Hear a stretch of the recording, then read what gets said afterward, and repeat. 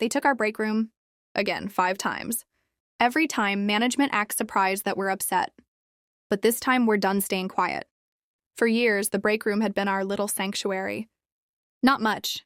Really, just a few chipped tables, a coffee machine that sputtered more than it brewed, and a fridge that had clearly seen better decades, but it was ours. A place to breathe, laugh quietly, share snacks from home, or just stare out the window for a few minutes, without anyone breathing down your neck. Everyone knew that if you were stressed, tired, or needed a moment of peace, the break room was sacred. Then came the email. Effective immediately. The break room will be repurposed into a collaborative workspace. Thank you for your understanding. We blinked at our screens in disbelief. Not again. How many times had this happened? 5, 6? Each time management acted like it was a brand new, shocking revelation that anyone could possibly be upset.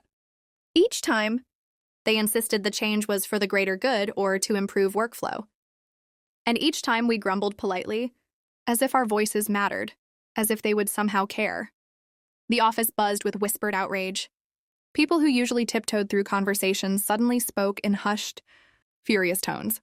Someone muttered about bringing snacks to their desks. Another suggested we start a virtual break room chat.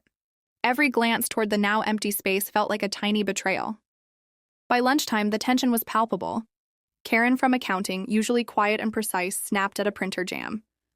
Bob from IT, who never raised his voice, muttered darkly about another pointless decision from the top. Even the interns, wide-eyed and nervous, were clutching their coffee cups as if they were shields. We started sharing stories of past break rooms. The time the fridge exploded and a week's worth of sandwiches became a biohazard. The time someone left moldy leftovers in the microwave.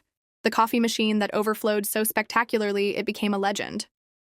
These memories, once minor annoyances, now felt sacred.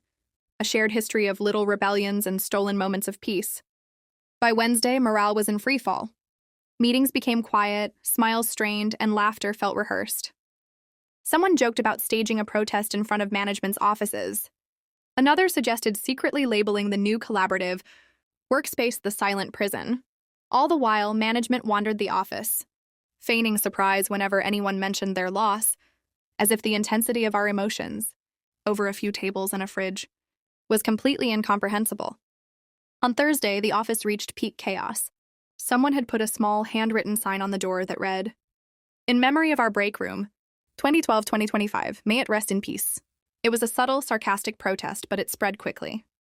People began leaving little sticky notes inside the former break room, funny memories, doodles, even a tiny origami coffee cup. It was our rebellion, silent but persistent. By Friday, we had adapted. We had formed new routines, huddled in corners, stolen moments at our desks. But deep down, everyone knew something vital had been taken. Somewhere in the office, a little piece of joy, peace, and camaraderie had been repurposed, just like it had been 5 times before. And every time, the cycle would start again. Because in this office, the break room was never just a room. It was our quiet rebellion, our shared joy, our fragile sanctuary that management never seemed to understand.